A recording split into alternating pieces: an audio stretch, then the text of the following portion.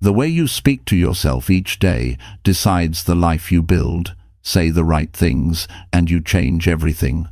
Most people don't realize this, but your day doesn't start when the alarm goes off. It starts the moment you speak to yourself.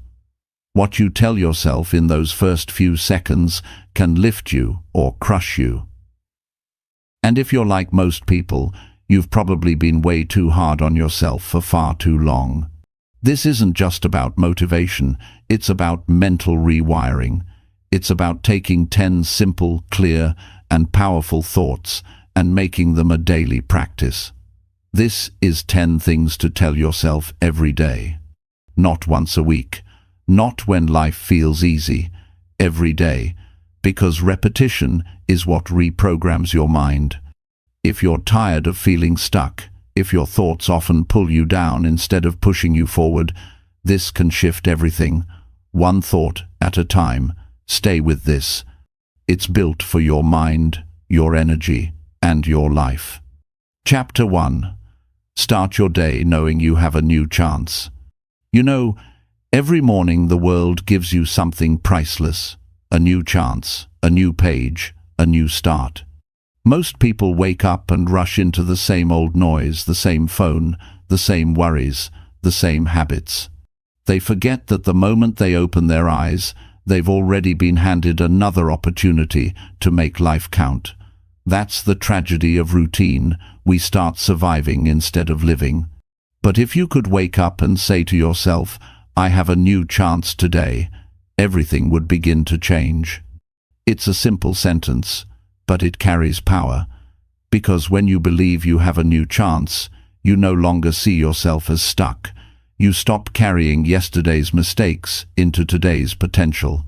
You stop defining yourself by what went wrong, and you begin to build on what can go right. That's what separates people who grow from people who just go in circles. Growth begins with a decision, a quiet but powerful choice to start again. Every single morning is a restart button, not just for your schedule, but for your attitude, your habits, your relationships, your goals, your future. You can wake up tired or wake up thankful. You can wake up thinking of what you lost or what you still have. The difference is perspective, and perspective is everything. It's not luck that makes people successful, it's the way they think when the day begins. When I wake up, I remind myself that time is running, and the clock doesn't wait. The day will pass whether I use it or not. That thought alone keeps me grounded. You see, the clock doesn't slow down for your doubts. It doesn't stop because you're afraid. It doesn't care if you're sad or confused. It keeps moving, and so must you. Every new day is not just another 24 hours. It's a window to prove something to yourself, that you can be better than you were yesterday. But most people never use that window. They carry old regrets into the new day. They drag yesterday's failures into today's possibilities. They replay the same stories. I can't, I tried, it's too late. The mind becomes a loop of the past, and the new day loses its value. You can't see a new chance if you're still staring at the old pain. The truth is, yesterday is over. It's gone. It doesn't exist anymore except in your memory, and you can choose what kind of memory it becomes. You can let it teach you, or you can let it trap you. The power of a new day lies in your ability to forgive yourself, to say, I made mistakes, but I'm not the mistake. That takes maturity. It takes strength. It's not weakness to start again, it's wisdom. People often confuse starting over with failure, but it's the opposite. Every time you start again, you're proving you're still in the game. You're saying to life, I'm not finished. Starting your day, knowing you have a new chance, also means you stop waiting for permission. You stop waiting for the perfect mood, the perfect timing, the perfect plan. There's no perfect start. There's only now. People waste years waiting for motivation, but motivation doesn't show up first. Action does. And once you start, Once you take that first step, the energy follows. So when you open your eyes in the morning, don't wait to feel ready. Just start moving. Move your body, move your thoughts, move your life forward, even if it's one small step at a time. You may not realize it, but the way you begin your day sets the rhythm for everything that follows. If you start it with complaints, your day will echo that. If you start it with gratitude, your day will expand. If you start it with hesitation, you'll see obstacles. If you start it with belief, you'll find solutions. That's how the mind works. It looks for evidence of whatever you feed it. Feed it doubt, and it'll prove you right. Feed it faith, and it'll open doors. So when you wake up, take a moment before the world starts pulling you in different directions. Take a breath and realize, this day is your shot to rewrite something in your life. Maybe it's your attitude at work. Maybe it's your patience with your family. Maybe it's your commitment to your dream. You don't have to fix your whole life today. You just have to start. Most people underestimate the power of small beginnings. They think change only matters when it's big and loud. But it's the quiet consistency that shapes a life. Saying to yourself, I have a new chance, is not about instant transformation. It's about reminding your mind to stay open. It's about building momentum. It's about refusing to give up on yourself. If you want to see your life change, pay attention to your mornings. That's where your character is built. That's where you decide who you're going to be that day. Discipline is not something you find.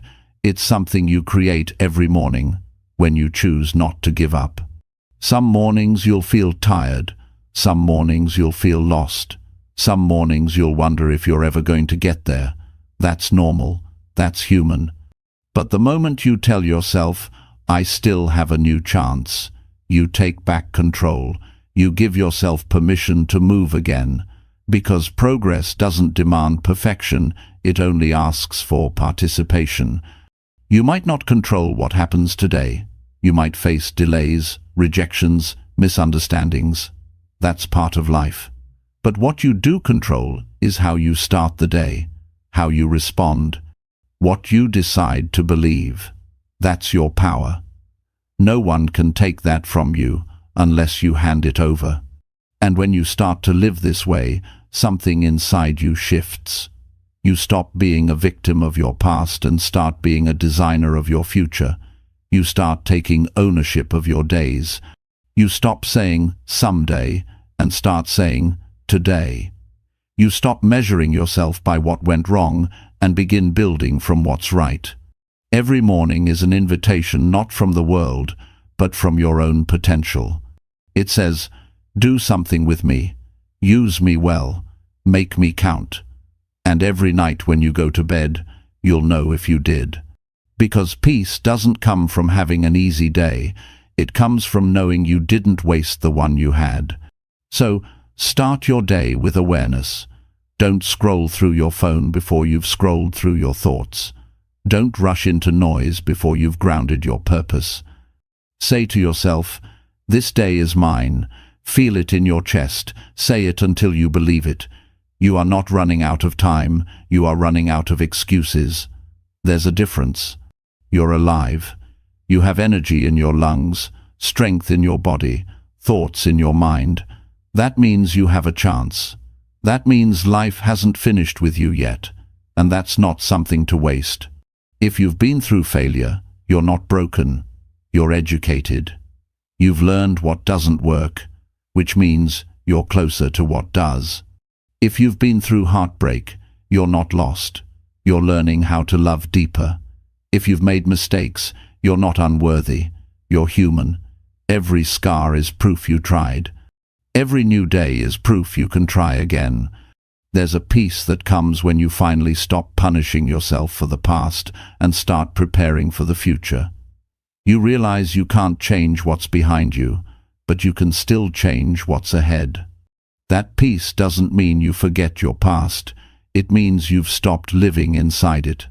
And here's something powerful: people around you feel your energy.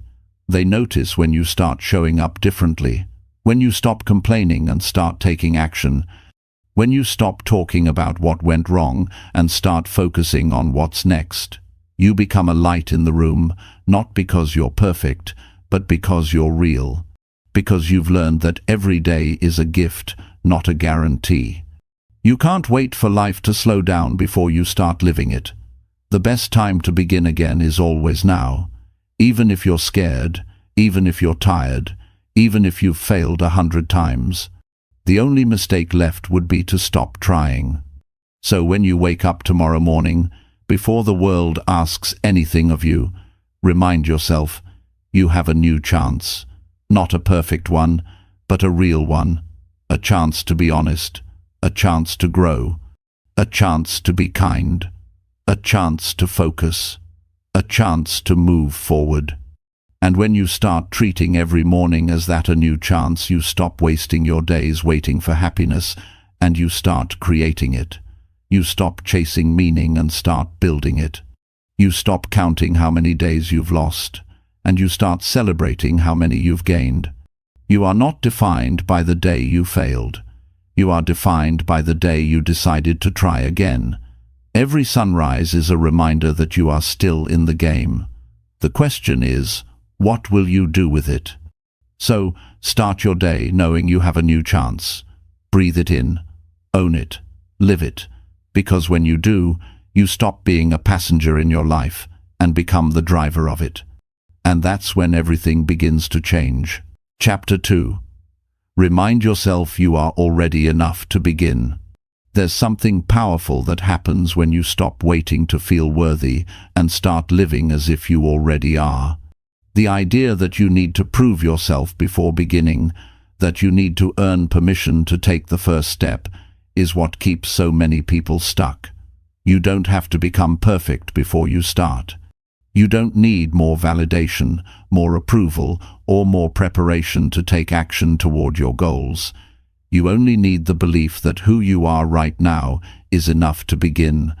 You see, the world conditions us to think we must reach some invisible standard before we deserve to try. We tell ourselves we'll start when we lose weight, when we feel confident, when we have more money, when people understand us. And while we're waiting for that right time, life keeps moving. Years pass, opportunities fade, and the moment that could have changed everything slips quietly away. The truth is, there is no right time. There is only now. And you, as you are today, are already enough to take that first step.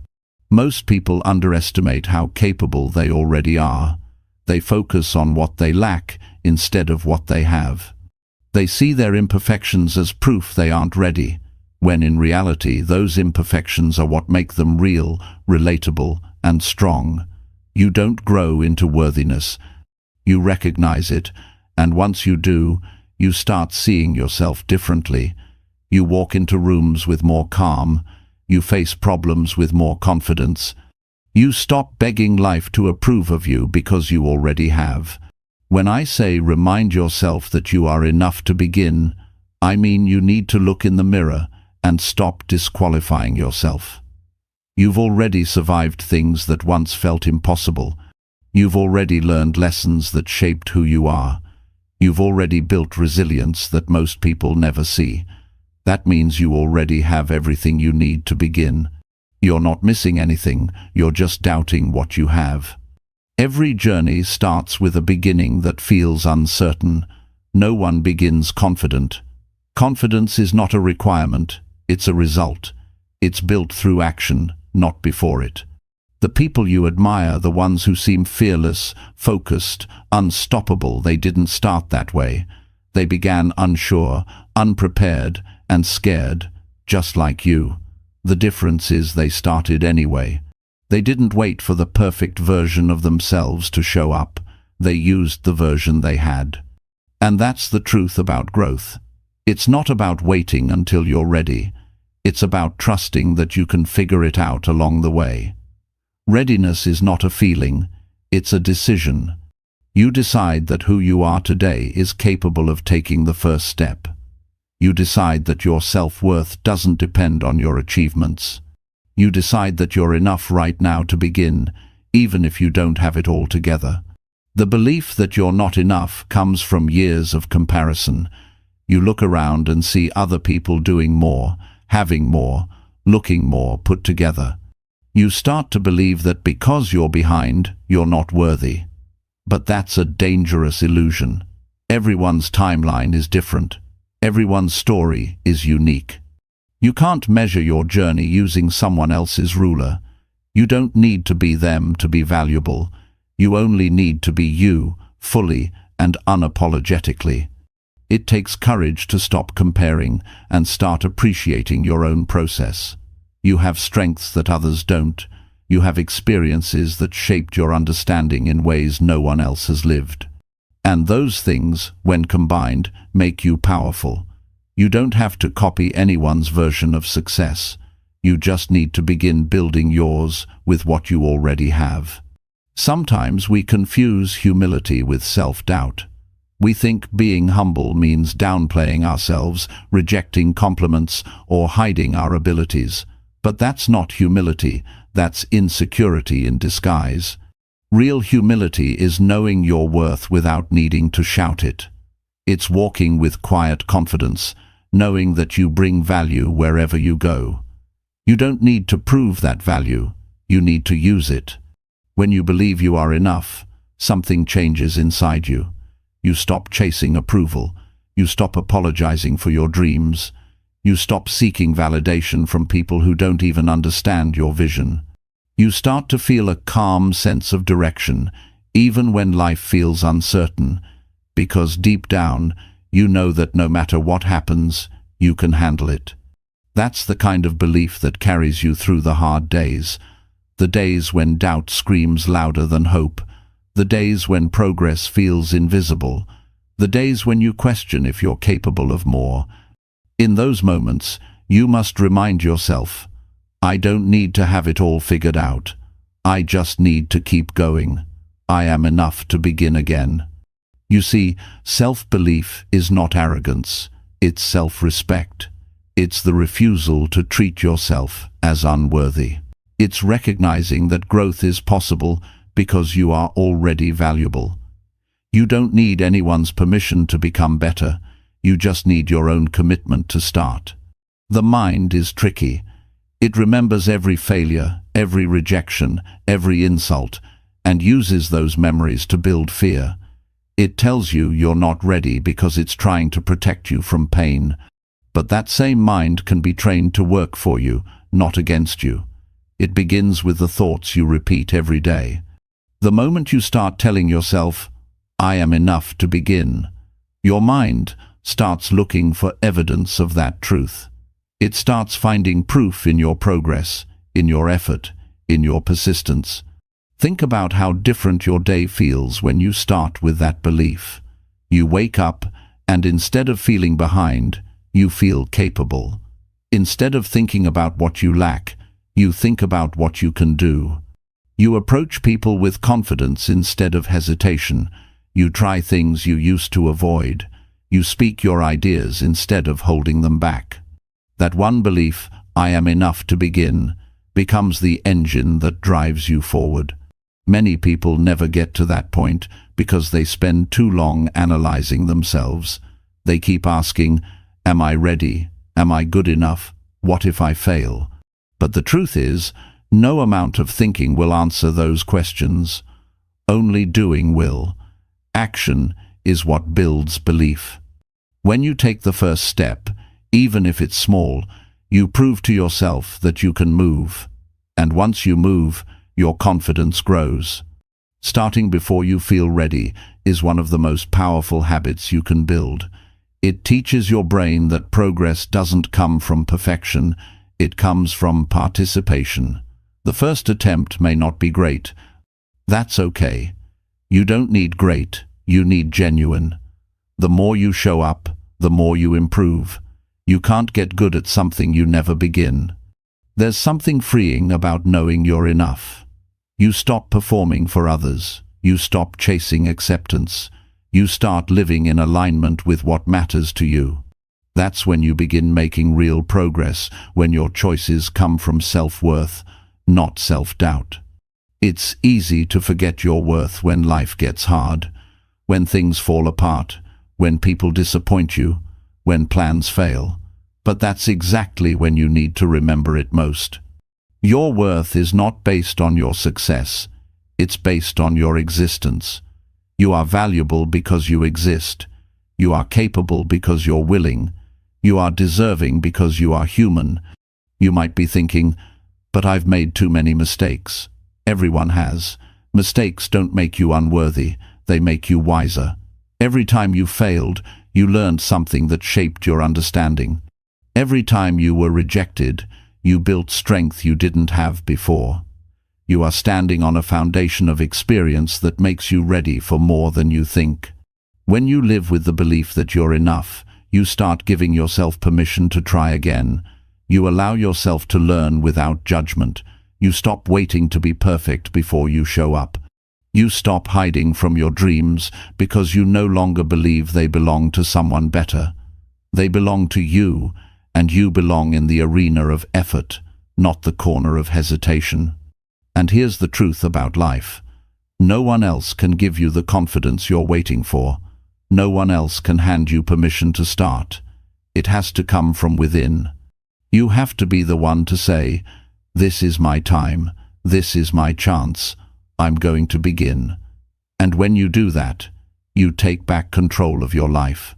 There's beauty in beginning imperfectly. It's honest. It's real. It's what makes the process meaningful. Every great story starts with a moment when someone decided to begin, even while doubting themselves. Every success you've ever admired started as uncertainty. The courage to begin while feeling unready is what separates dreamers from doers. When you begin with the belief that you're enough, you stop fearing other people's opinions. You stop overthinking. You stop waiting for external approval. You start building confidence from your own actions. You show up, you fail, you learn, you adjust, you grow. That's the process. That's life. You owe it to yourself to see what's possible when you stop holding back. There's a version of you waiting to be discovered, and the only way to meet that version is by beginning. You don't need to fix everything before you start. You just need to start where you are, with what you have, and with who you are today. Remind yourself daily, you are already enough to begin. You have what it takes to grow, to improve, to make something meaningful. You don't have to earn that right. You were born with it. The moment you accept that truth, you stop living from fear and start living from purpose. There will always be room to grow, but growth doesn't come from shame, it comes from self-acceptance. The most powerful thing you can do for your future is to stop disqualifying your present. You are not behind. You are not too late. You are right where you need to be to start something meaningful. So today, stand up and remind yourself, you are already enough to begin. Not tomorrow, not next week, not when everything feels right today. Because the only thing standing between you and the life you want is the belief that you're not ready. The truth is, you are. You always have been. Now it's time to prove it to yourself by taking that first step. Chapter 3. Speak kindly because your words shape your mood. The words you speak to yourself decide how you feel, how you act, and what kind of day you live. Most people never realize the power sitting inside their own voice. They speak harshly to themselves, criticize every small mistake, and then wonder why they feel drained before the day even begins. Your mind listens to your words like commands. Every statement becomes instruction. Every phrase becomes direction. When you say you're not good enough, your body feels it. When you say you can't do it, your motivation fades. But when you speak with kindness, your mood begins to shift. Your energy rises and your confidence quietly rebuilds. The way you talk to yourself is more important than the way anyone else talks to you. You spend every moment of your life inside your own thoughts. That means your internal voice becomes your constant companion, shaping your attitude and emotional state. Many people try to control the outside world, jobs, relationships, circumstances, but neglect the most powerful influence of all, their own self-talk. You can't expect peace if your mind is full of insults toward yourself. You can't feel strong if your words keep tearing you down. Kindness in speech is not weakness, it's wisdom. It's understanding that tone and language can either fuel you or drain you. When you treat yourself with the same compassion you'd offer a friend, your entire emotional world changes. You begin to feel lighter. You recover faster from failure. You stop replaying every small flaw in your mind because you start realizing you deserve respect from yourself. It's strange how people easily encourage others, but struggle to encourage themselves. You tell your friends, "You'll be fine, you're doing great." But when you make a mistake, you say, "I'm so stupid," or "I always ruin everything." That's not harmless talk. Every harsh word reinforces a belief. Over time, those beliefs form your identity. You start behaving according to the story your words create. That's why it's so important to speak kindly. Your brain is always listening. Your words set the emotional temperature of your life. Speak with warmth, and you'll feel calmer. Speak with cruelty and you'll feel cold inside. The things you tell yourself become habits. If you wake up and immediately say, "This is going to be a terrible day," you'll subconsciously look for proof that you're right. But if you say, "I'll handle whatever comes my way today," your mind prepares to cooperate with strength. It's not magic, it's psychology. The brain seeks consistency. It aligns your emotions with your words to make your reality match your thoughts. This is why some people can live in chaos and still feel balanced. They've learned to control their language. They use their words to create inner order, even when the world outside is unpredictable. They understand that you don't wait for good feelings to speak kindly. You speak kindly to create good feelings. Mood doesn't create speech.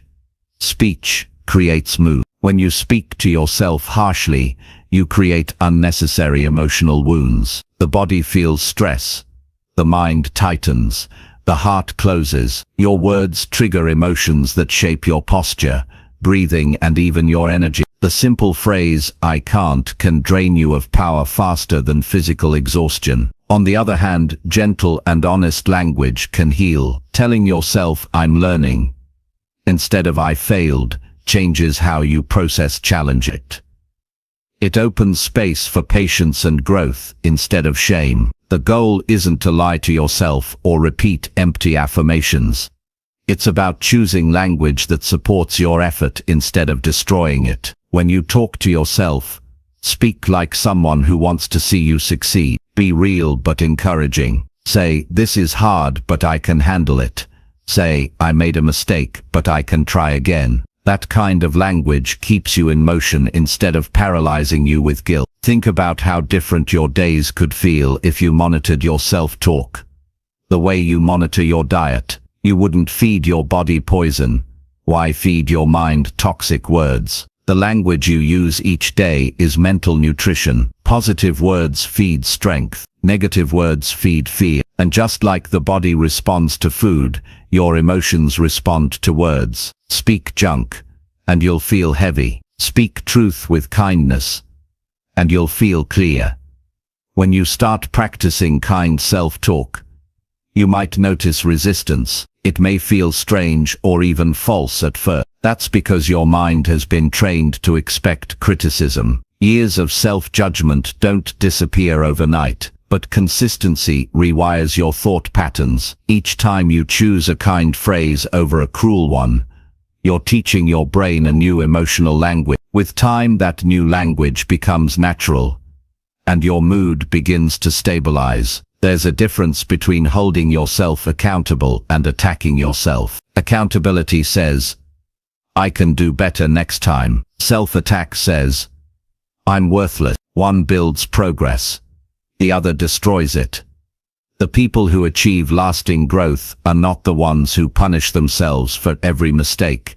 They're the ones who respond with compassion, and keep going. They understand that growth thrives in an environment of patience. When you use kind words, you build trust with yourself. You start to believe that you'll handle your emotions with care. That inner trust gives you courage to face bigger challenges. You no longer fear failure because you know you won't be cruel to yourself when it happens. That's emotional security, the kind that doesn't depend on anyone else's approval. Kind speech also changes how you relate to others. When you speak gently to yourself, you naturally speak more gently to people around you. You become more understanding, less reactive. Your relationships improve because your emotional world becomes calmer. You stop projecting your frustration onto others because you're no longer fighting with yourself inside. Notice how children react to tone. When spoken to kindly, they open up. When spoken to harshly, they close off. Adults are the same. Inside each person is a mind that responds to tone, not just words. When you speak kindly to yourself, you create a safe inner environment where ideas can grow and healing can happen. When your internal language is full of blame and criticism, your motivation hides. It's scared to come out. The mind is not built to thrive under constant verbal attack. If your daily thoughts are full of self-insults, no amount of success will make you happy. You'll reach goals, but still feel empty, because your inner dialogue will find something wrong again. That's why you must fix the way you talk to yourself before chasing bigger achievements. Peace doesn't come from external wins, it comes from internal understanding. Kindness in language doesn't mean you ignore truth. It means you deliver truth in a way that encourages growth. Instead of saying, "I'm lazy," you can say, "I need to work on consistency." Instead of saying, "I always mess up," you can say, "I made a mistake, and I'll learn from it." The information is the same, but the tone changes everything. The first approach kills motivation. The second strengthens it. You shape your emotional world every time you open your mouth. Even casual phrases like "I'm so tired," "I'm so busy," or "I can't deal with this," tell your body to shut down. You begin to act according to the language you use. But when you say, "I'll take it one step at a time," your body releases tension. You feel calmer. You breathe easier. It's a small shift that leads to big emotional change. Kind words also increase your resilience. When life gets tough, negative self-talk makes challenges heavier than they already are. You start battling both the problem and your own criticism. But kind language removes that second battle. It frees energy to actually solve the problem. Encouraging words become mental fuel, helping you think clearer and move forward. Pay attention to how you speak during stressful moments. Do you attack yourself or support yourself? Do you use words that make you panic or words that help you focus? The habit of kind speech doesn't just create peace. It creates strength, because strength isn't the absence of fear. It's the ability to stay calm and grounded while facing it. When you practice speaking kindly, you'll notice your emotional recovery improve. You'll bounce back faster from setbacks. You'll notice that disappointment hurts less. You'll even find you're smiling more often. Not because everything's perfect, but because you've learned how to speak peace into your own mind. The world is already full of voices ready to criticize you. Don't add your own to the list. Be the voice that lifts you. The one that says, "I can try again. I'm doing my best. I'm improving." Those words are not weakness. They're strength disguised as gentleness. It takes maturity to be kind to yourself in a world that glorifies harshness. Your self-talk creates emotional patterns that ripple into everything you do. Speak in a way that makes you feel capable, not defeated. When you speak kindly, you start treating challenges as lessons instead of punishment. You stop labeling yourself as a failure and start seeing yourself as a learner. You stop being your own enemy and start being your greatest ally. Imagine going through your day with an inner voice that encourages you instead of criticizing you. You'd stand taller. You'd make decisions faster. You'd stop avoiding opportunities because fear of judgment would fade. That's the power of kind speech. It builds emotional safety, and when you feel safe inside, you start living boldly outside. Your words are seeds. Speak despair, and you grow doubt. Speak hope, and you grow confidence. Speak harshness, and you grow anxiety. Speak compassion, and you grow peace. Every sentence plants something in your heart. Choose carefully what you plant, because what you plant, you'll eventually feel. So each morning, before you face the world, listen to your inner voice. If it's unkind, change the tone. If it's impatient, slow it down. If it's critical, make it constructive. You have the power to rewrite the script. The same mouth that can tear you down can also build you up. And when you start doing that, your life begins to change in ways that no external success ever could. Speak kindly, because your words shape your mood. They shape how you show up, how you connect, how you love, and how you heal. When you choose kind speech, you take control of the atmosphere inside you. You become your own encouragement instead of your own obstacle. And that's when you realize that real strength has never been about being tough on yourself. It's about being understanding enough to help yourself rise again. Chapter 4. Face your fears and do the hard thing anyway. Fear has a way of disguising itself as logic. It whispers, wait until you're ready, or this isn't the right time, or you might fail again. It sounds reasonable, but underneath that reasoning is hesitation, and behind hesitation lives regret. Every person who ever built something meaningful faced fear and did it anyway. That's not a slogan, it's a fact of human progress. The people who create change are not fearless. They are simply the ones who stopped waiting for fear to disappear before they moved forward. Fear is part of being alive. It keeps you cautious, aware and alert. But when it becomes your decision maker, it limits your entire life. You start shaping your choices around comfort instead of purpose. You start saying no to new experiences, not because you don't want them, but because you're afraid of what could go wrong. You stop growing. You stop challenging yourself. And slowly, without noticing, you begin to shrink into a smaller version of who you were meant to be. Doing the hard thing doesn't mean you have to feel brave. It means you act even when your stomach twists and your hands shake. Courage is not the absence of fear, it's movement in spite of it. Every difficult decision, every uncomfortable step, every leap into the unknown, it's fear standing in front of you, testing your will to grow. You don't overcome fear by avoiding it. You overcome it by walking straight through it, one deliberate step at a time. People often think fear will disappear once they gain more confidence. But confidence doesn't come first, action does. You build confidence by doing the things that scare you and realizing you can survive them. It's the experience that teaches your mind, I can handle this. Without that experience, confidence remains a fantasy. The hard truth is, if you're waiting to feel ready, you'll wait your entire life. Readiness doesn't come from waiting, it comes from beginning. Every goal that truly matters will test your nerve, whether it's starting a new business, speaking up in a meeting, having a difficult conversation, or changing your life's direction. It all brings uncertainty. The easy route will always call your name. Comfort feels safe because it's familiar. But comfort is also where dreams quietly die. Growth doesn't live there. Growth hides behind the things that scare you most. Think about the moments in your past when you felt real progress, when you stretched yourself beyond what you thought possible.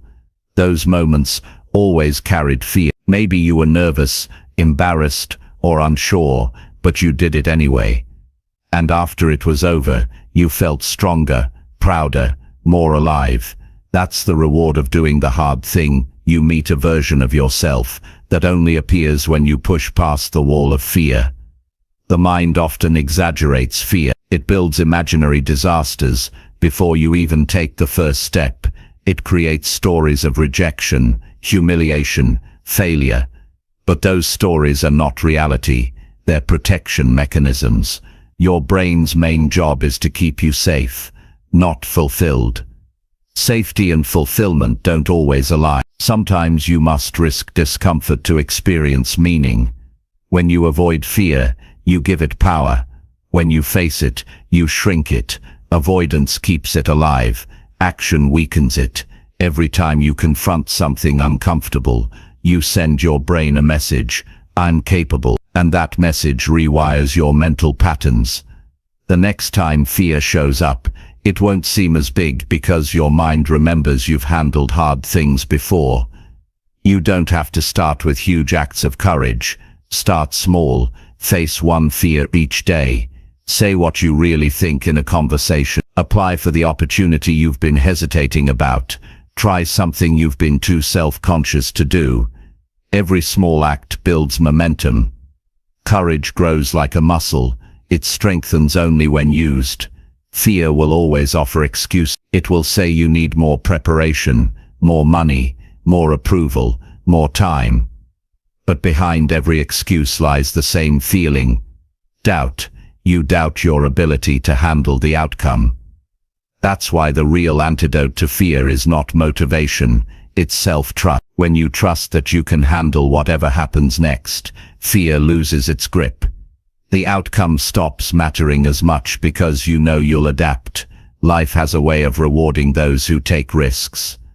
Opportunities rarely come to those who wait for perfect conditions. They come to those who take messy, uncertain action. That's the paradox. The very thing you're afraid to do is often the thing that will set you free. Fear points directly to the areas of potential growth.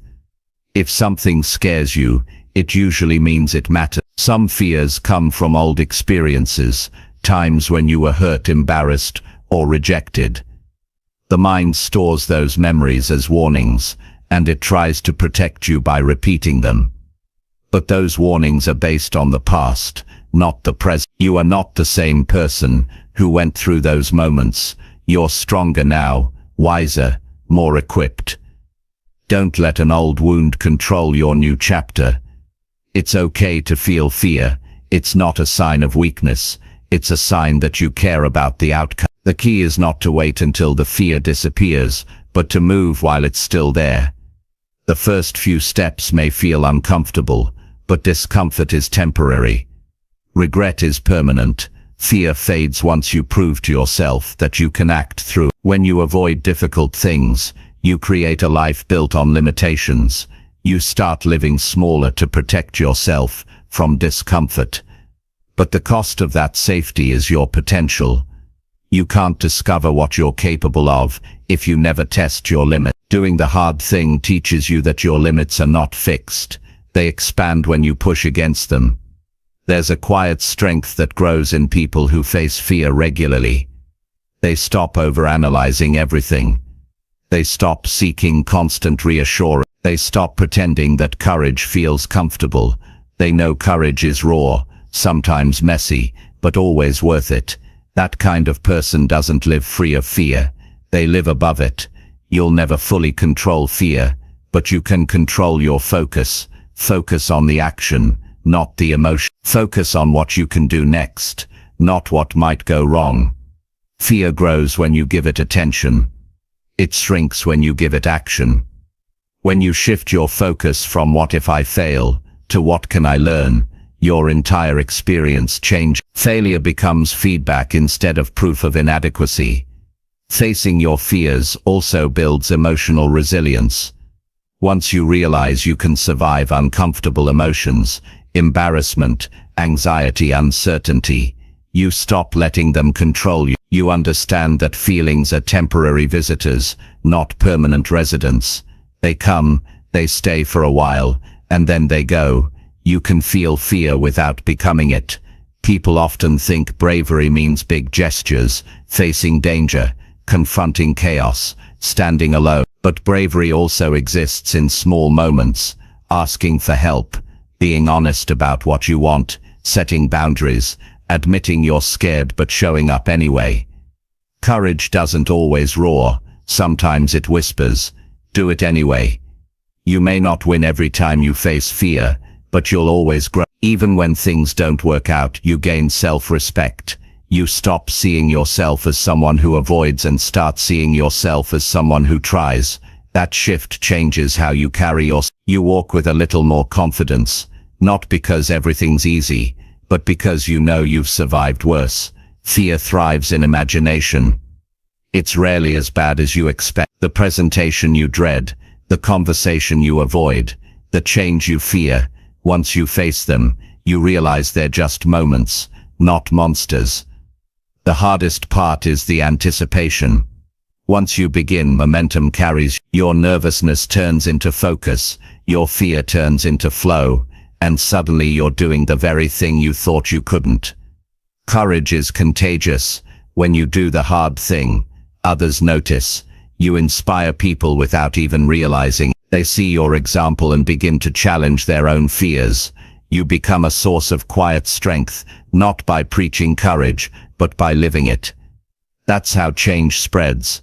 One person's act of bravery gives others permission to try. Fear is not the enemy. Avoidance. Fear reminds you where growth lives. It signals that something valuable lies ahead. If you never feel fear, you're not stretching enough. Comfort feels good in the moment, but it steals your future. Growth feels uncomfortable in the moment, but it builds your future. You get to choose which one to live in. You don't need to eliminate fear to succeed. You just need to reduce its control. You can feel fear and still move forward.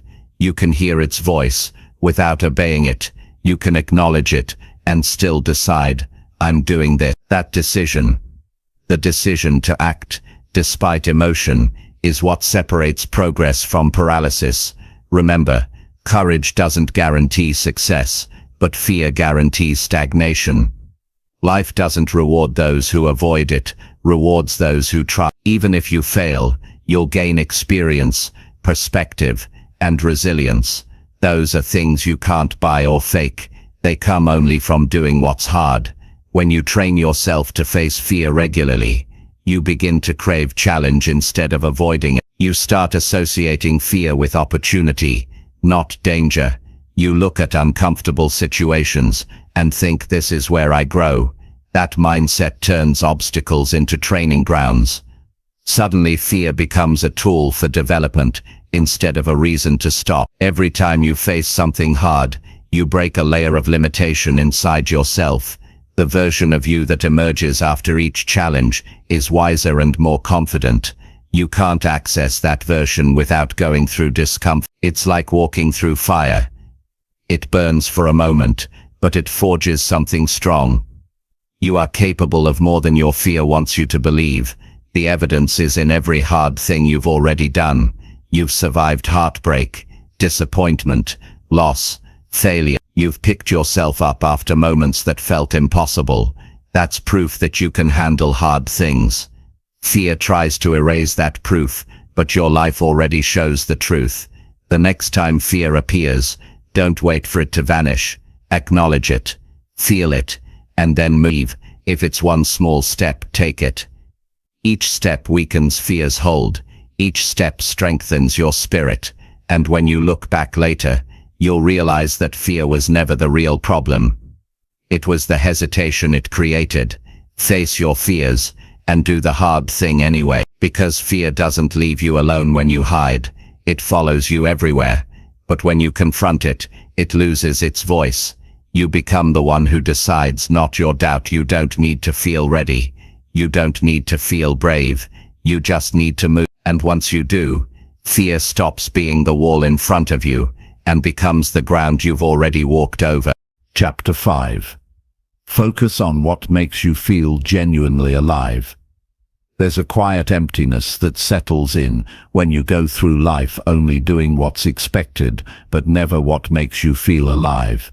Many people wake up each day running on autopilot. They move from task to task, crossing off lists, fulfilling obligations, answering messages, but deep inside, there's a voice asking, is this all there is? That question doesn't come from laziness or ingratitude. It comes from a soul that's tired of surviving and ready to start living. Life wasn't designed to be endured. It was meant to be experienced. You were not born to only exist. You were born to feel alive. Feeling alive doesn't mean constant excitement or endless pleasure. It's not about escaping responsibility or chasing distraction. It's about connecting with what gives you meaning, what lights up your heart, what reminds you that you are part of something bigger than the routine you live in. It's about doing the things that awaken your curiosity, challenge your strength, and bring you back to yourself when the world feels heavy. When you start focusing on what makes you feel alive, you begin to see how much of your life has been spent on autopilot. You notice how often you say yes to things that drain you and no to things that inspire you. You realize that you've been chasing busyness, not purpose. And it's not because you don't care, it's because life teaches you to value productivity over fulfillment. We grow up believing that success means checking boxes, not feeling joy. But real success is waking up with energy and going to bed with peace. There's something deeply human about wanting to feel alive. It's the reason we seek connection, adventure, growth, and creation. You can have all the comforts in the world and still feel numb if nothing you do stirs your soul. You can have status, money, recognition, but if your days feel like repetition without meaning, that's not living, it's existing with a pulse. Feeling alive is about reconnecting with the spark that gets buried under routines, responsibilities, and noise. The first step to focusing on what makes you feel alive is awareness. You have to stop long enough to notice what brings you energy and what takes it away. Pay attention to moments when time seems to disappear because you're fully engaged. Notice when your mind feels clear and your heart feels full. It could be creating something, helping someone, learning, teaching, moving your body, or simply sitting in silence. Those moments are clues. They're not random. They point toward what truly matters to you. Too many people ignore those clues because they've convinced themselves they don't have time for joy. They tell themselves, I'll do it later when things slow down, but later never comes. There will always be more work, more bills, more obligations. Life doesn't pause for you to find yourself. You have to carve that time out deliberately. You have to protect the things that make you feel alive the same way you protect your responsibilities, because they are a responsibility too to your well-being and your growth. When you start honoring what brings you joy, you notice your energy shift. You stop feeling like you're dragging yourself through the day. Your mind becomes clearer, your patience grows, and your motivation starts to rebuild naturally. It's not about quitting everything that's hard. It's about balancing what drains you with what refills you. You can handle stress when your life also includes meaning. You can endure pressure when you know what you're working for. What makes you feel alive might not look impressive to anyone else, and that's okay. It's personal. It's unique. For one person, it's writing late into the night. For another, it's hiking in silence, playing music, cooking, mentoring, or building something from scratch. The world tries to define what should make you happy, but only you can decide what gives you life. Comparison kills authenticity. You don't need to justify your joy to anyone. There's a part of you that remembers who you were before fear and expectations started controlling your choices. That part still lives in you. It's the part that lights up when you talk about your passions, the part that smiles when you lose yourself in something you love. When you reconnect with that version of yourself, you feel real again. You stop pretending to be what the world demands and start being who you are. Life will always have responsibilities, but there's a difference between living responsibly and living robotically. Responsibility means taking care of what matters. Robotic living means losing your sense of meaning while doing it. You can be a good parent, employee, friend, or partner, and still have space to nurture your spirit. In fact, the more you feed your soul, the better you become for everyone around you. You show up with more presence, more patience, and more authenticity. It takes courage to focus on what makes you feel alive, because it often means letting go of what only looks right. It may mean disappointing others, changing direction, or saying no to things you once said yes to. People might not understand it, but they don't have to. You're not living their life, you're living yours. The people who truly care about you will respect your need to grow, and the ones who don't were never meant to define your path. When you focus on what makes you feel alive, you start noticing beauty again. You begin to see the small details you used to rush past. The way light falls through a window, the sound of laughter, the feeling of gratitude for simple moments. Aliveness makes you more present. It slows you down in a way that doesn't waste time but deepens it. Life starts feeling richer, not because the circumstances changed but because you did. It's easy to forget that feeling alive doesn't require major life changes. You don't have to move to a new city or quit your job to reconnect with meaning. Sometimes it's about how you approach your current life. Bring more intention to ordinary moments. Listen deeply when someone speaks. Take a walk without your phone. Do something creative for no reason. Allow yourself to feel wonder again. When you do that, you'll find that aliveness is not something you chase, it's something you allow. The problem isn't that people don't want to feel alive, it's that they're afraid of what it requires. Feeling alive means being honest about what's missing. It means facing the truth about what's not working, and being brave enough to make changes. That's uncomfortable, so most people settle for distraction instead of transformation. They fill their days with noise to avoid the quiet voice inside saying, "This isn't it." But that voice doesn't go away. It gets louder with time. There's nothing selfish about wanting to feel alive. It's not indulgence, it's alignment. When you live connected to what excites and fulfills you, you contribute more to the world. You create, you give, you inspire. The most impactful people are those who operate from a place of passion, not obligation. They've found something that lights them up, and that energy becomes contagious. You can't pour from emptiness, but when you're alive inside, you overflow naturally. Sometimes life will numb you. Stress, loss, failure, disappointment, they all drain your spirit. During those seasons, it's not about pretending to be happy, it's about finding small sparks to remind you that life still holds meaning. Go back to the things that ground you. Music, nature, movement, faith, creativity, connection.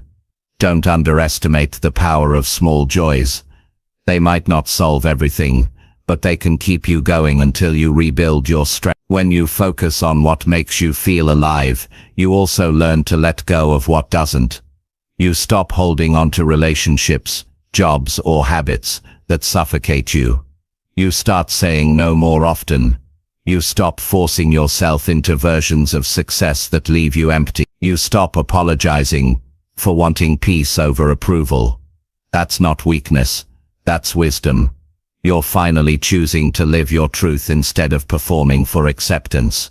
Feeling alive is not about chasing constant highs, it's about choosing engagement over avoid. It's about showing up to your own life instead of sitting on the sidelines of it. It's the difference between watching the sunrise on a screen and standing outside feeling its warmth on your skin. You can't experience life secondhand, you have to participate in it. When you begin to prioritize what gives you life, you'll notice resistance from within. Your mind will whisper, "This is impractical," or "You don't have time." But that resistance is just habit. You've trained yourself to ignore joy. Start retraining it. Give yourself permission to do one thing each day that reconnects you to yourself, no matter how small. The repetition of small aliveness builds into a lifestyle that feels meaningful again. Don't confuse distraction with fulfillment. Scrolling through noise, binge-watching shows, or escaping through busyness might temporarily numb the emptiness, but they won't fill it. True aliveness requires participation. It requires effort, curiosity, and attention. It's about being fully present in whatever you do, not half there while your mind drifts somewhere else. There's a simple way to test if something makes you feel alive. Notice your energy afterward. Do you feel lighter or heavier? Open or drained? At peace or restless? Your body always tells the truth. Start listening to it. If something repeatedly leaves you empty, it's not for you. If something fills you with clarity and quiet joy, protect it. Build your days around it. The more you follow what makes you feel alive, the more aligned your life becomes. Decisions become clearer because they're guided by energy, not pressure. You stop chasing what looks good and start choosing what feels right. You stop worrying about how others perceive your choices and start caring about how those choices make you feel. That's when you know you're living authentically. Every day, life gives you hundreds of chances to feel alive. A conversation, a moment of laughter, a small victory, a connection, a new idea. These are all reminders that life is happening now. The goal isn't to find excitement in every moment, it's to find meaning in enough of them, that your days start to feel full again. So take a step back and ask yourself, what makes me feel alive? Not what impresses others, not what seems successful, not what's expected. What truly makes you come alive? Then give that part of your life more space. Nurture it. Build around it. Because life expands in the direction of your attention. Focus on what drains you, and you'll feel exhausted. Focus on what gives you life, and you'll feel free. You have one life, one chance to turn your time into something that feels real. Don't waste it being half awake. Don't let fear, pressure, or expectation steal the spark from you. Protect it. Feed it. Live it. The world doesn't need more people running on empty. It needs people who are fully alive. And that starts with you choosing, every single day, to focus on what makes you feel that way. Chapter 6. Let yourself start over as many times as needed. Starting over is not a sign of failure. It's a sign that you're still willing to grow, still willing to try, still willing to believe that life can get better. The idea that you only get one chance, one path, or one version of success is one of the greatest lies we've been taught. Life is not a straight road, it's a series of restarts, adjustments and new beginnings. You can fall, lose your way, or outgrow the person you once were, and still have the right to begin again. That's not weakness, that's courage in its purest form. There will be seasons when everything you built starts to crumble. The job you worked for years might end. The relationship you thought would last may break apart. The plan you had for your future may stop making sense. In those moments, it's easy to feel lost, like you've wasted time or failed at something essential. But starting over doesn't mean you've lost everything. It means you've gained the wisdom to begin differently. You're not going back to zero, you're returning to life with experience, with deeper understanding, with lessons that you could never have learned any other way. The ability to start over is one of the most powerful human strengths. It means you're flexible, adaptive, and alive. It means you refuse to let disappointment define the rest of your story. Too many people stay stuck because they're afraid to begin again. They cling to what no longer fits out of fear of appearing inconsistent or weak. But holding on to something that's already broken doesn't make you strong, it keeps you stagnant. Starting over, however many times it takes, is how you rebuild your life into something truer. You don't need permission to start over. You don't need to explain yourself to anyone. The only approval you need is your own. People might not understand your choice to walk away from something familiar. They might call it giving up, but deep down you'll know that you're not quitting. You're choosing peace over pretending. You're choosing growth over comfort. You're choosing to trust that there's more for you than what you've settled for. There's a quiet beauty in new beginnings. The first breath after a breakdown, the moment you wake up and decide that yesterday doesn't get to control you anymore. The decision to move forward even when it hurts. That's where strength lives. In the quiet choice to rebuild. And sometimes rebuilding doesn't look glamorous. It's messy, it's slow, it's uncertain. But it's real, and real growth always starts in the rubble of what you thought you couldn't live without. When you start over, you give yourself permission to evolve. You stop forcing yourself to be the person you used to be. You stop chasing the same definitions of success that no longer inspire you. You start listening to your heart again, not your fear.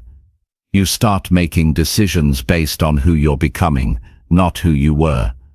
There's freedom in that. There's power in that. It's easy to look at your past and feel regret for the time you lost. But regret only holds value if it teaches you something. Every wrong turn, every mistake, every ending brought you closer to clarity. Without those experiences, you wouldn't know what you truly need. Starting over gives you the chance to apply those lessons, to live smarter, love deeper, and walk with more awareness. You can't rewrite the past, but you can rewrite your future. Sometimes the hardest part of starting over is forgiving yourself. You might replay every decision, wondering why you didn't see it sooner, why you stayed too long, why you believed what you did.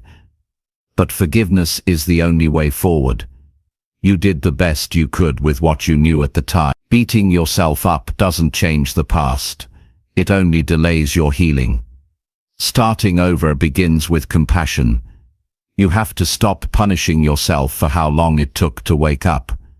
The point is, you did. The truth is, most of the people who look confident and composed have started over many times. They've reinvented themselves, changed directions, let go of things they once thought they couldn't live without. They've fallen and rebuilt quietly, away from the spotlight. Starting over doesn't get easier, but it does get clearer. You start recognizing the signs that something needs to change sooner. You stop clinging to what drains you.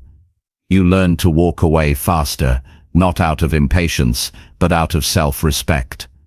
We often confuse consistency with loyalty. We think staying means we're strong. But staying in a place that suffocates your spirit isn't loyalty. It's fear disguised as responsibility. Life requires movement. Growth demands change. Sometimes you have to let go of what's familiar to make space for what's right. And that process will test you. You'll doubt yourself. You'll question your decisions.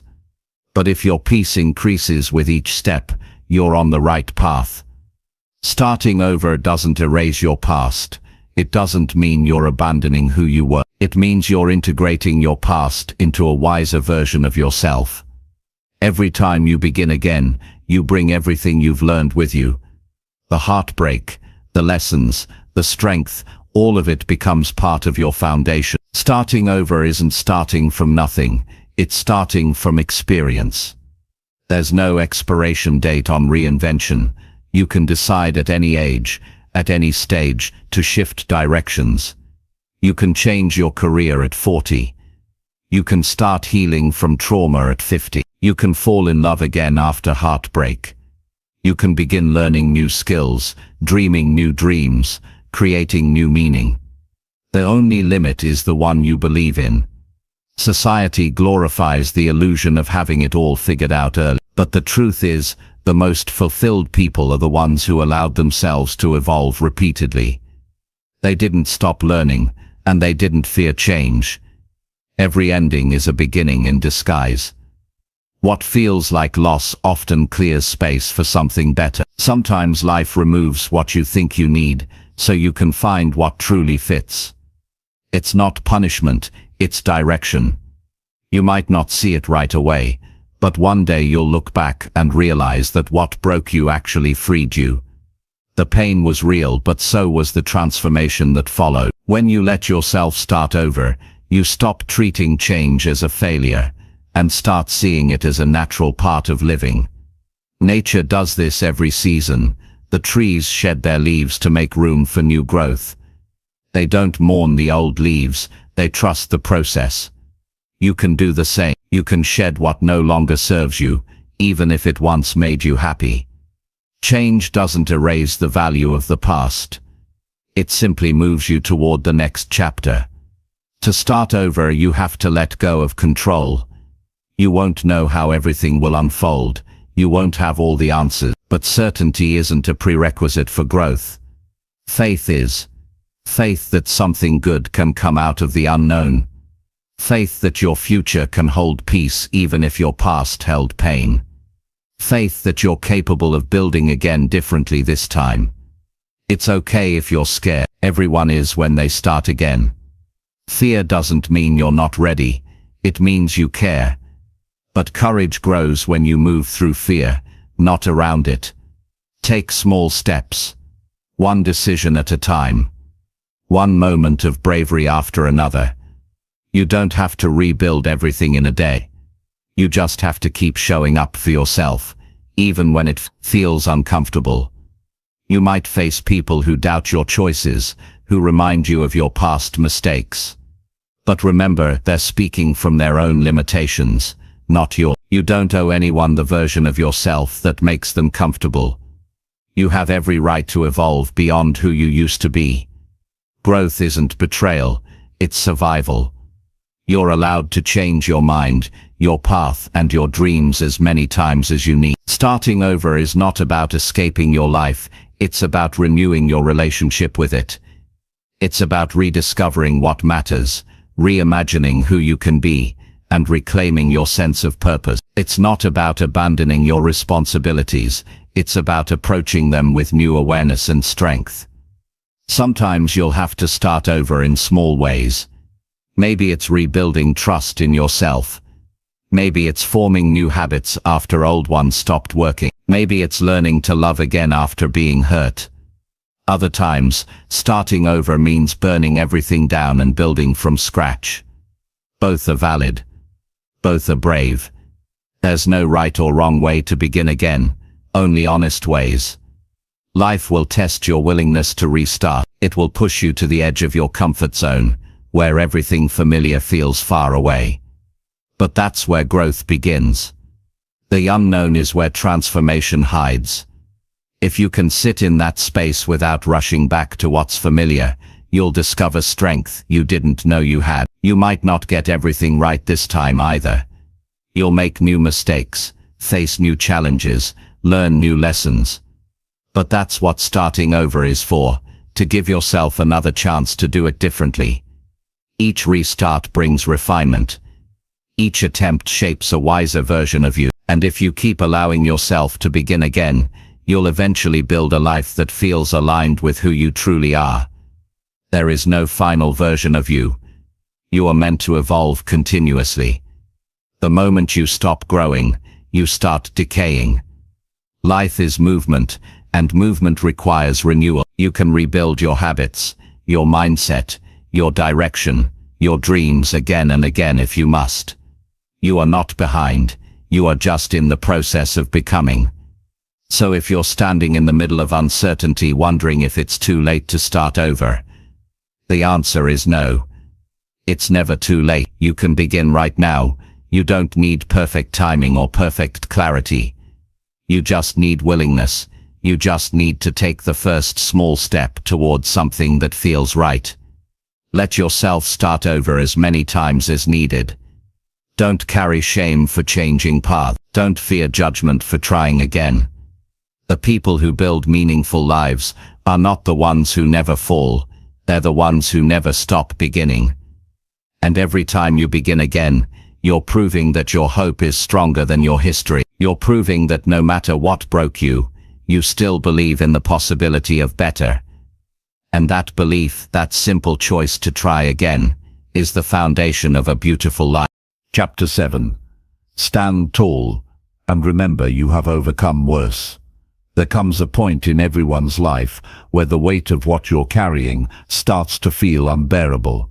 The future looks uncertain, and your mind fills with thoughts like, "I can't do this anymore." But in those moments, when the world feels heavy, you have to stop and remind yourself of something simple but powerful. You have overcome worse. You've walked through storms that once made you doubt if you'd ever see light again. You've been broken, confused, lost and tired before, yet somehow you're still standing. That means there's more strength in you than fear wants you to believe. Standing tall doesn't mean pretending everything is fine. It means refusing to collapse under the pressure of what you're facing. It's a posture of resilience, a quiet declaration that you may be tired, but you're not done. Life has tested you before, and it will test you again, but each time you have come out stronger.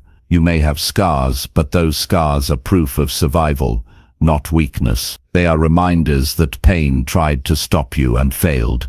When challenges rise, the first instinct is often to focus on how far you still have to go.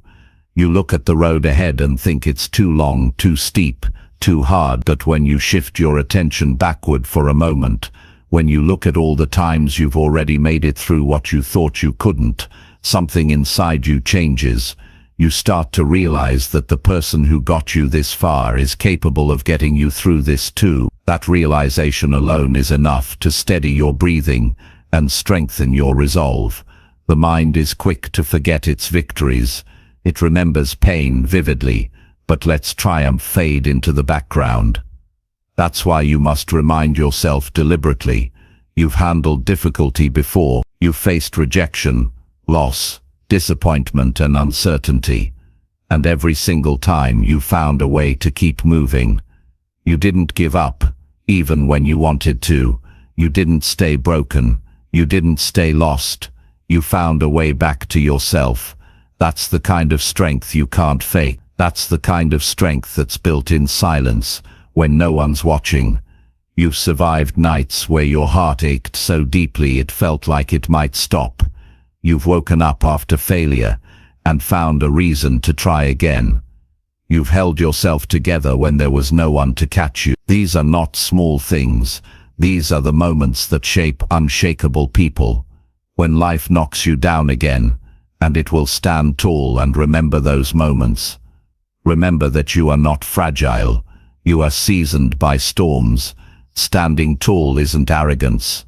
It's acknowledgement. It's telling yourself, I've earned the right to hold my head high.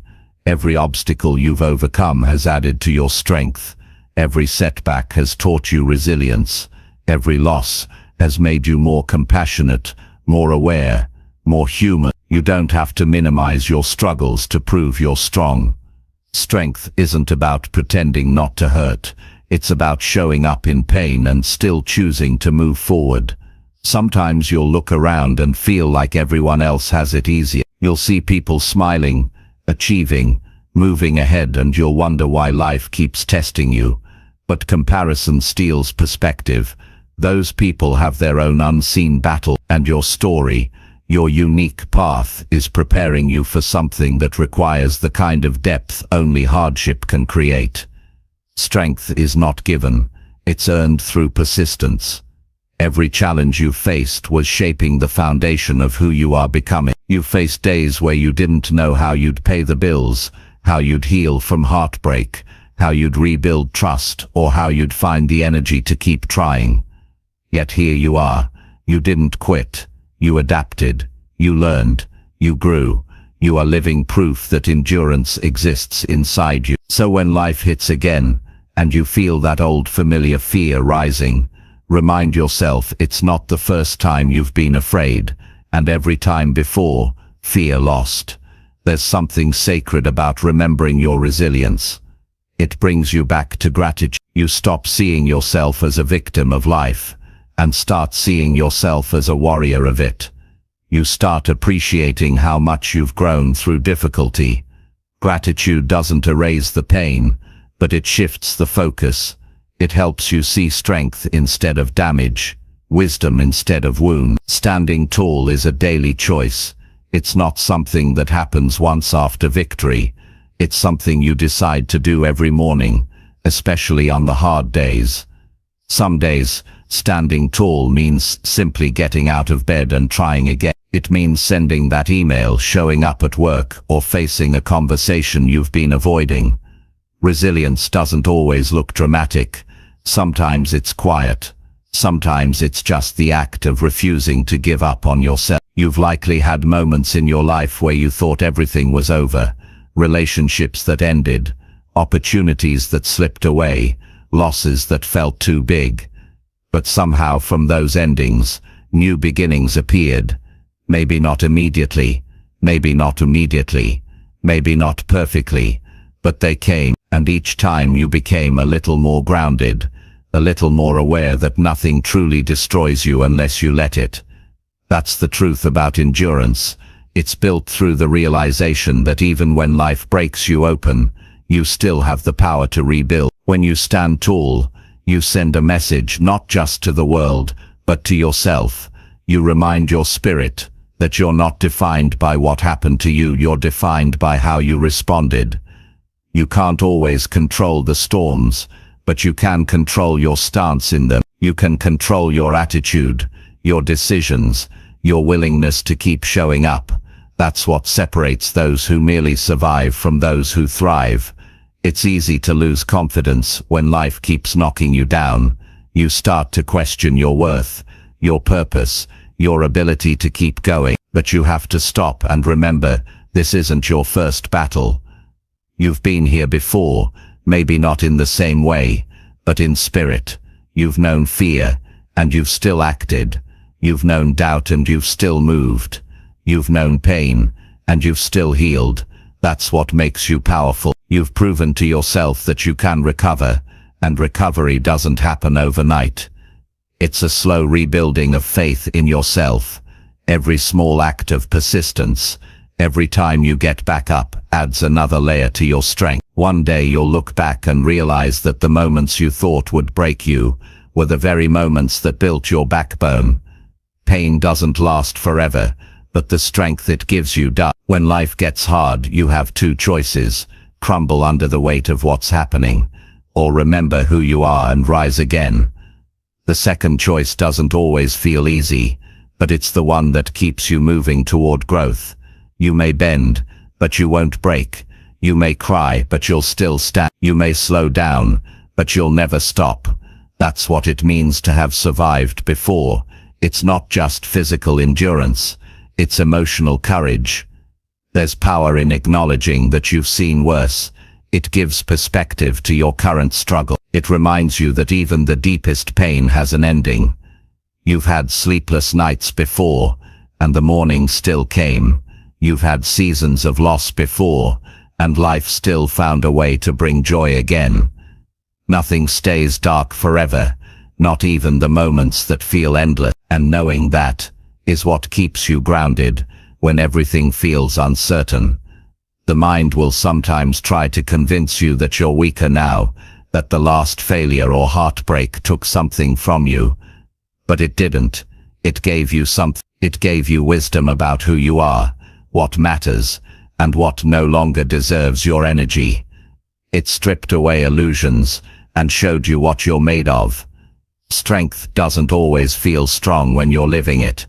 It often feels like exhaustion, like showing up with shaky hands and tired eyes. But that's still strength. You're still doing it. You're still here. Standing tall also means not letting past pain define future hope. Just because something hurt you once doesn't mean it will hurt you again. Just because someone betrayed your trust doesn't mean everyone will. Just because you failed before doesn't mean you always will. You can honor your past without letting it predict your future. You can carry lessons without carrying fear. The person you are today has survived things that the old you never could have imagined enduring. That's worth recognizing. You've evolved. You've learned resilience that only hardship could teach. You've gained patience, empathy, and perspective. The world will keep testing you, but now you have history on your side. You have proof of survival.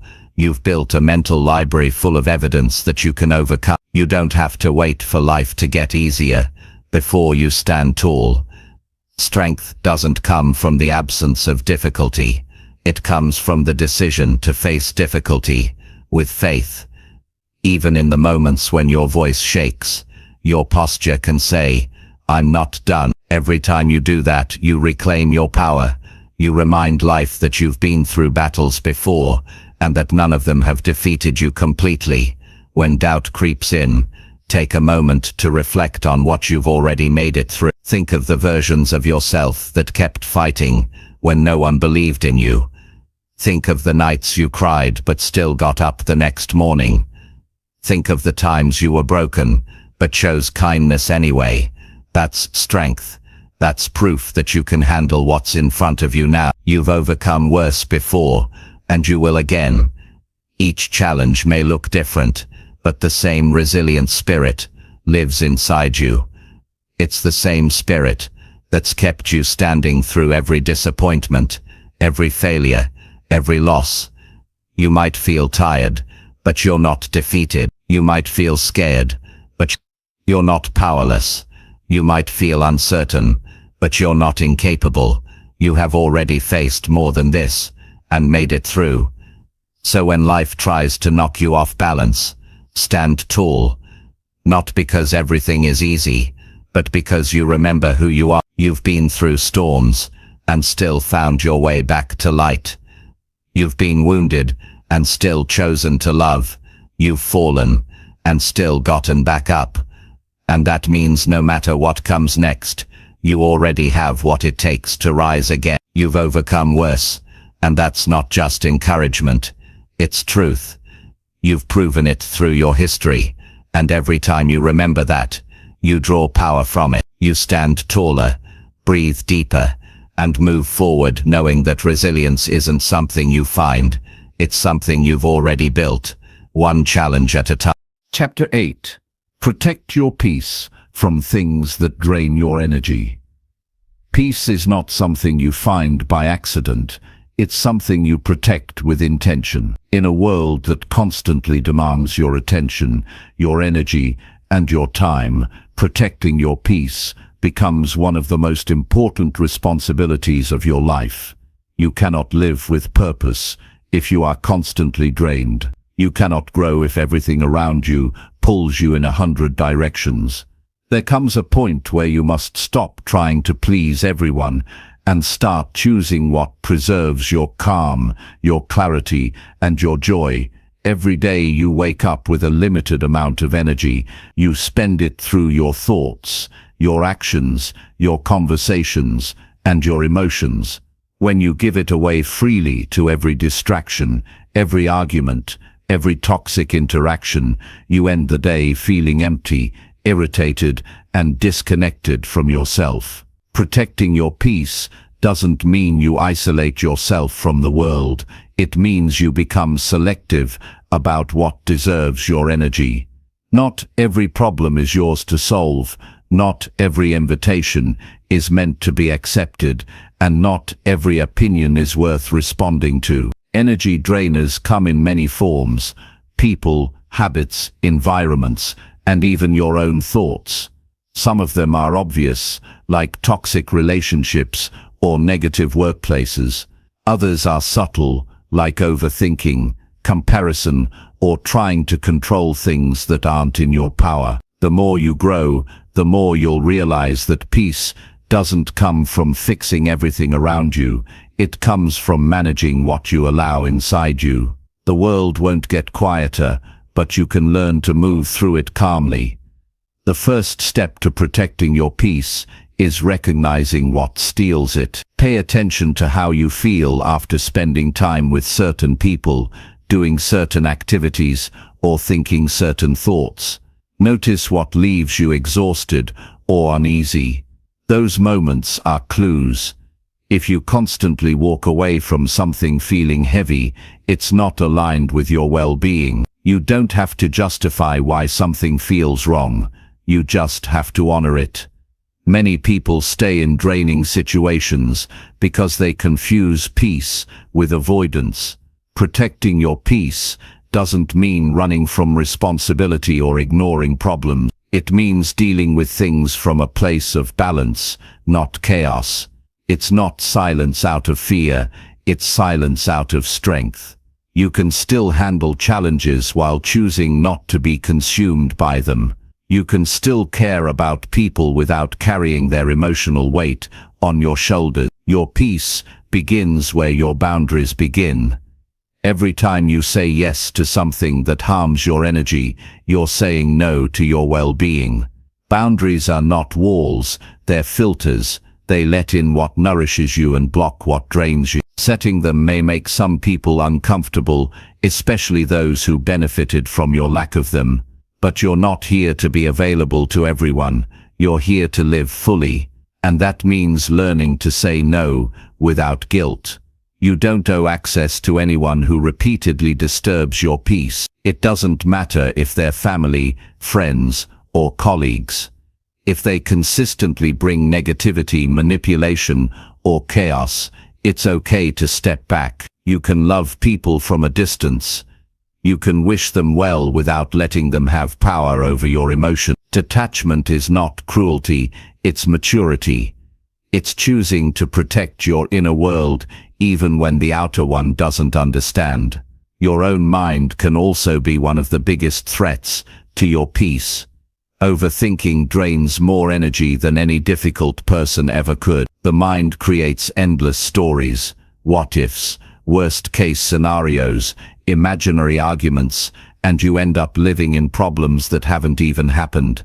Protecting your peace means training your thoughts to focus on what you can control. It's reminding yourself that worrying doesn't fix the future, it only robs the present. You'll find that peace isn't about having a life free of noise, it's about learning how to quiet your reaction to it. You can't stop people from misunderstanding you, you can't stop difficulties from coming, but you can choose how you respond. When you stop reacting to everything, you take back control. Every time you choose calm over chaos, you strengthen your peace. Every time you refuse to match someone's negativity, you keep your energy safe. Technology makes peace harder to find because it keeps your mind constantly engaged.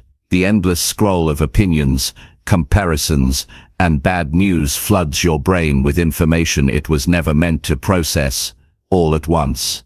If you want peace, you must unplug regularly. Take breaks from screen. Reconnect with silence. Go outside and let your mind breathe. The world won't collapse if you step away for a few hours. In fact, you'll come back clearer, more focused, and more grounded. Protecting your peace also means being honest about what drains you internally, your habits, your self-talk, your patterns. Maybe you say yes to too many things out of guilt. Maybe you replay conversations, trying to find the perfect response. Maybe you give your best to everyone else and leave nothing for yourself. You can't control everything that happens around you, but you can take responsibility for how you show up. Peace starts with self-awareness. Letting go of constant control is one of the hardest lessons in protecting peace. The more you try to force life to unfold your way, the more resistance you feel. Not everything is meant to be managed. Some things require surrender.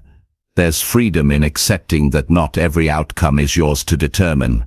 When you stop gripping so tightly, peace finds its way back in. A lot of people confuse busyness with purpose.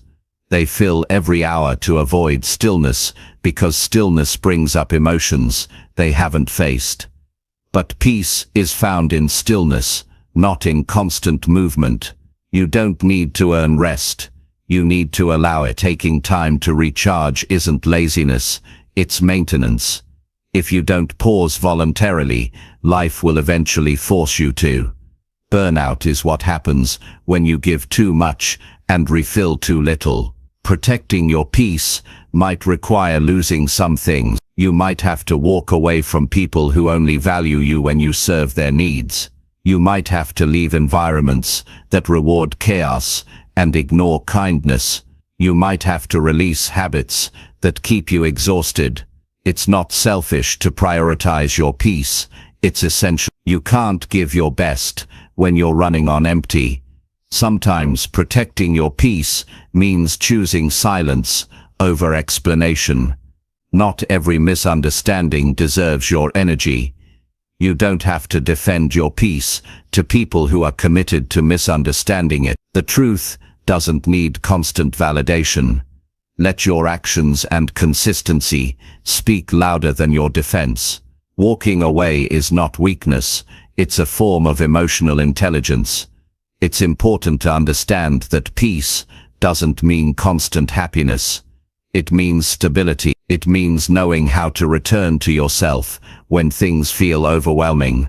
It means being at ease with uncertainty because you trust your ability to navigate it. You don't need life to be perfect to feel peaceful. You just need to stop letting external chaos dictate your inner world. You'll notice that when your peace grows, some things naturally fall away. The drama you used to engage in starts to bore you. The approval you used to chase no longer matters. The habits that drained you lose their appeal. Peace changes your priority. You start valuing quiet mornings over loud nights, real connections over shallow ones, and authenticity over attention. You may disappoint people when you begin protecting your peace. You may be called distant, selfish, or cold, but that's only because people who are used to chaos often mistake calm for indifference. Don't let that pull you back into patterns that harm you. Your peace will make others uncomfortable until they find their own. Your job is not to shrink yourself to fit their comfort. It's to maintain your balance while they adjust. Protecting your peace also means choosing the right battles. Not every situation requires a reaction. Some things don't deserve your words. They deserve your absence. Learn to recognize when silence is the stronger choice. Sometimes peace looks like walking away without explaining why. Sometimes it looks like not replying to negativity, not correcting every lie, not proving your point. The more you value your energy, the less you'll waste it on things that don't matter. Peace grows when you learn to detach from outcomes. When you stop tying your happiness to how things turn out, you regain freedom. You can give your best without obsessing over results. You can love without trying to control. You can work without drowning in perfectionism. Detachment isn't apathy, it's the confidence that whatever happens, you'll be okay. One of the most important parts of protecting peace is self-respect. When you know your worth, you stop negotiating it. You stop over-explaining your boundaries. You stop accepting less than you deserve. You stop staying in spaces that don't value you. The more you honor yourself, the more your life aligns with peace, naturally. Peace also grows in simplicity. You don't need 1,000 things to be happy. You just need alignment. The more clutter, mental, emotional, or physical you remove, the lighter you feel. Create space in your life for things that matter. Meaningful conversations, time in nature, moments of gratitude. The quieter your environment becomes, the louder your peace speaks. There's no perfect formula for peace, because it looks different for everyone. For some it's solitude. For others it's connection. For some it's creating. For others it's resting. What matters is that you identify what restores you and make it a non-negotiable part of your life. Peace isn't a luxury, it's a necessity for a healthy mind and a fulfilled heart. If you've been living in constant stress, it might feel strange to slow down. You might even feel guilty for resting or saying no. But peace is something you must learn to tolerate. The nervous system that's used to chaos needs time to adjust to calm. It might feel uncomfortable at first, but with practice, it becomes natural. Eventually you'll wonder how you ever lived without it. Protecting your peace doesn't mean life stops being challenging. It means challenges stop controlling you. It means you can face difficulty with clarity instead of panic. It means you can make decisions from wisdom instead of emotion. It means you finally understand that peace is not the absence of problems. It's the ability to remain grounded while handling them. You've given your energy away long enough. You've spent too much time trying to please, fix, or prove. Now it's time to guard what matters most. Your calm, your clarity, your peace, because when you protect that, everything else falls into place. Your relationships become healthier. Your decisions become wiser. Your life begins to feel lighter. Peace isn't something you find once and keep forever. It's something you choose again and again every day. Each time you decide not to let something drain you, you're protecting your spirit. Each time you choose calm over reaction, you're honoring your growth. Each time you walk away from what disturbs your peace, you're saying to the world, I respect myself. And that, more than anything, is the foundation of a life that feels truly free. Chapter 9. Choose effort. Today, even when you lack motivation, there will be mornings when you wake up and feel nothing. No spark, no excitement, no motivation to move forward. You'll stare at your goals, your responsibilities, your unfinished tasks, and everything inside you will say, not today. And it's in those exact moments that your choices define you more than your emotions ever will. Because motivation is unreliable, it comes and goes like the weather. Effort, however, is something you can control. When you choose effort, even when you don't feel like it, you start building something far more powerful than motivation. You build discipline. Motivation gets you started, but effort keeps you going. People often wait to feel inspired before they take action, but life doesn't work that way. The truth is, action creates motivation, not the other way around. When you start moving, even with low energy, your mind begins to engage, your body starts to cooperate, and slowly that spark you were waiting for begins to grow. Waiting for motivation is like waiting for the rain to stop before you plant your seeds. You could be waiting forever. There's a quiet truth about success that most people ignore. The most consistent, fulfilled, and accomplished individuals are not those who feel driven every day. They are the ones who show up even when they don't. They do the work when they're tired, when they're uncertain, when they'd rather do anything else. Because they understand that effort builds momentum. And once momentum takes hold, it becomes the fuel that keeps you moving forward.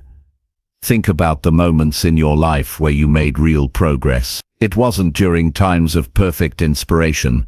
It was during times when you pushed yourself to do something hard, something uncomfortable, something you didn't want to do at first. Those moments became turning points because effort has a way of transforming your state. The simple act of doing creates its own rhythm. You start small, and before you know it, you're in motion. And that motion creates confidence, and that confidence fuels motivation. When you rely on motivation, you become a prisoner to your feelings. When you rely on effort, you become the master of them. Feelings are temporary. They change with weather, sleep, stress, and circumstance.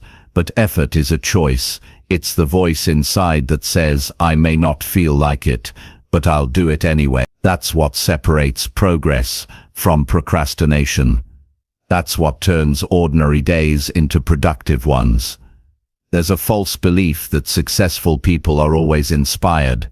They're not. They just understand the power of showing up. They treat their effort like a habit, not a reaction. They don't wait for the perfect mood to act.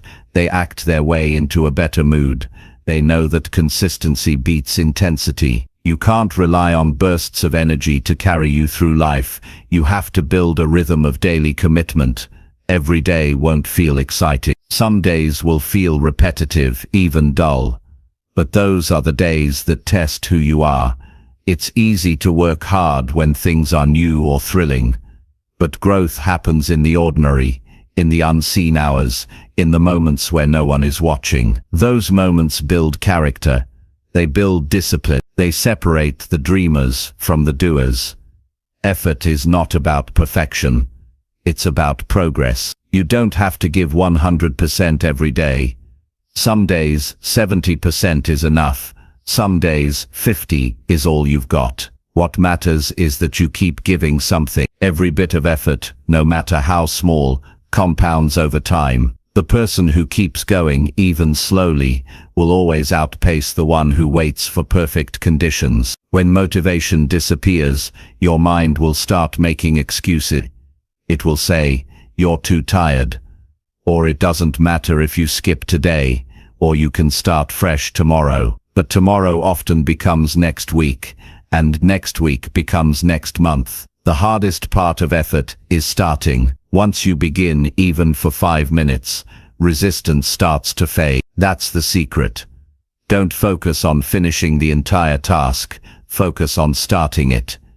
Your body and mind respond to repetition. The more you practice effort, the easier it becomes to take action without overthinking. It becomes muscle memory. Just like an athlete trains to move even when exhausted, you can train your mind to act even when unmotivated. The more often you show up, the less emotional energy it takes to begin. Effort becomes instinct. There will be days when you give everything and see no immediate results. That's when most people quit. But effort doesn't always show its rewards right away. Sometimes the progress is invisible for a while. Sometimes it's building silently beneath the surface, preparing to reveal itself when the time is right. Don't mistake slow growth for no growth. The process is working even when you can't see it. The discipline of effort teaches you to trust yourself. When you follow through on commitments even when you don't want to, you prove to yourself that you are dependable. You stop breaking promises to yourself. You build integrity with your own mind. That's where real confidence comes from. Not from hype or outside validation, but from knowing you can rely on your own consistency. When you feel unmotivated, remind yourself of your why. Why did you start in the first place? Why does this goal matter to you? Why would you regret quitting? Your why gives meaning to your effort. Without it, every challenge feels pointless. But when your effort is tied to purpose, even the hardest days have value. Effort becomes an act of alignment, not obligation. Effort also shifts your focus from feelings to identity. Instead of saying, "I need to be motivated," you start saying, "I am the kind of person who does what needs to be done." That identity shapes behavior. Every time you choose effort, you reinforce that identity. You're telling yourself, "This is who I am," someone who follows through. And that repetition builds a powerful internal belief. You don't need to conquer the entire day to make it count. Effort doesn't always look grand. It often looks quiet. It looks like waking up and making your bed when you'd rather stay in it. It looks like showing up for work when you feel uninspired. It looks like going for a walk when your mind says rest. Small efforts repeated daily are what build the foundation of change. When motivation is gone, routine becomes your anchor. Create habits that guide your behavior even when your emotions fluctuate. Your morning routine, your planning, your moments of reflection. All these serve as structures to support effort when your feelings calm. A strong routine saves you from relying on willpower alone. It turns discipline into rhythm. It's natural to have days where you question your progress. You'll wonder if the effort is worth it, if you're actually moving forward. But growth doesn't happen in dramatic leaps. It happens in gradual shifts. Each small act compounds quietly, preparing you for breakthroughs later. Think of effort like bricks. You lay one each day, and over time you build something strong enough to hold your dream. You will also face seasons of fatigue, both mental and emotional. It's not about pushing yourself to exhaustion. It's about staying consistent within your capacity. Rest when you need to, but don't mistake rest for quitting. Rest is part of effort.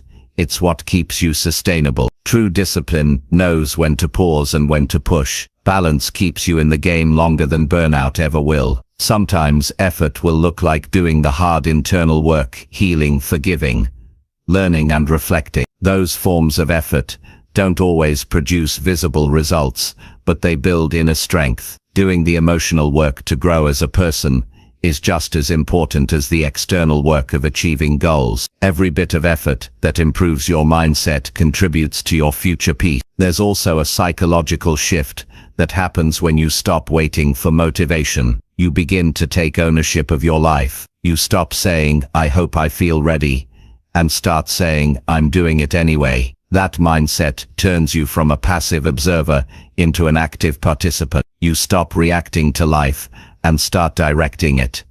Effort creates momentum, and momentum creates results. Once you're in motion, things get easier. You start to feel progress, and that progress becomes addictive. But you can't reach that point if you keep waiting for inspiration. The first few steps are always the hardest, but they're also the most important. Once you push through that initial resistance, everything begins to flow. There's a saying that discipline weighs ounces, while regret weighs tons. Every time you choose effort, you lighten the weight of future regret. You'll never look back and wish you hadn't tried, but you will look back and wish you hadn't waited. Effort today builds peace tomorrow. It's not about instant gratification.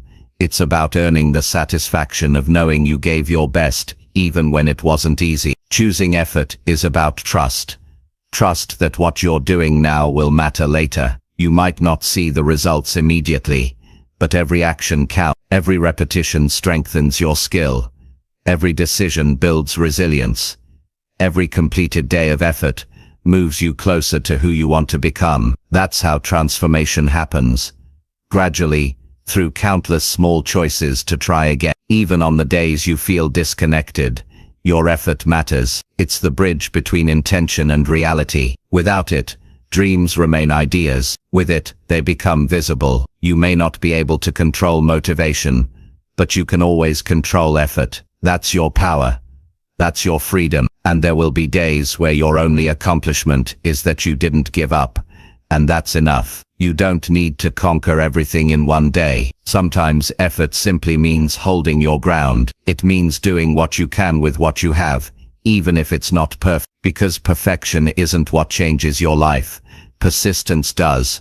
So when you wake up tomorrow and feel that familiar lack of motivation, remind yourself that feelings don't determine your destiny.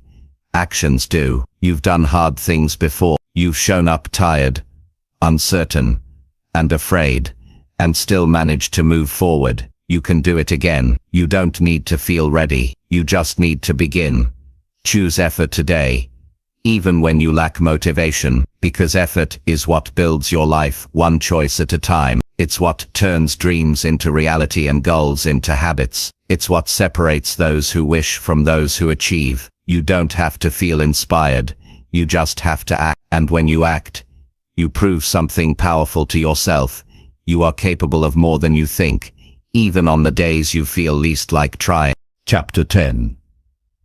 End the day proud that you kept showing up. At the end of every day, before the noise of the world fades and the weight of everything you carried finally starts to settle, there's a quiet moment when you can look back and ask yourself a simple question. Did I show up today? Not, did I do everything perfectly? Not, did I achieve every goal? Not, did I win every battle? But did I show up? Did I try? Did I give what I could with the energy I had? Because if the answer is yes, then you have every right to end the day proud. Life isn't built on perfect days. It's built on effort. One small, faithful step at a time. You won't always feel strong. Some days, showing up will mean giving your best energy and accomplishing great things. Other days, it will mean simply getting out of bed when your mind feels heavy. Both count. Both matter. Consistency doesn't look the same every day, but what matters most is that you stayed in the game.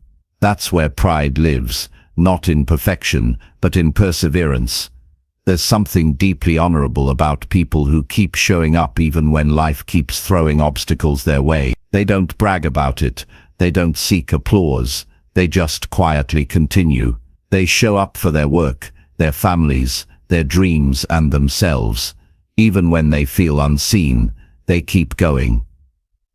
And that is real strength, the kind that doesn't always get recognition, but carries immense power. Every day won't end with victory, but it can end with dignity. Because pride doesn't come from everything going your way. It comes from knowing that you didn't give up when it would have been easier to. It comes from seeing your own endurance and realizing that you are stronger than your excuses. That's the kind of pride that builds self-respect, the kind that gives you peace when you finally rest your head at night. We live in a world obsessed with results. People measure progress by achievements, by numbers, by what's visible. But the truth is, real growth is often invisible. It happens in your persistence. It happens in the quiet choices no one sees. It happens when you show up tired, when you keep a promise to yourself, when you continue pushing through doubt. Every one of those moments matters more than any single grand accomplishment. They build you from the inside out. When you start ending your days with gratitude for your effort instead of criticism for your flaws, everything changes.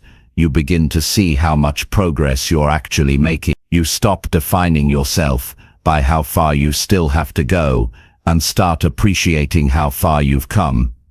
You start to notice that every small step forward adds up, and suddenly, even the slow days feel meaningful because you're no longer chasing perfection, you're honoring persistence. There will be nights when you feel like you didn't do enough. Your mind will replay everything you didn't get to, every mistake, every missed opportunity. But before you let those thoughts take over, pause and remember that showing up is never wasted. You might not have achieved everything, but you kept moving. You didn't let discouragement stop you. You kept yourself in motion, and that's what matters most. There's a quiet pride that comes from knowing you didn't let your emotions dictate your efforts. Maybe you didn't feel motivated, maybe you felt uncertain, but you still did something. Even a small step in the right direction has value.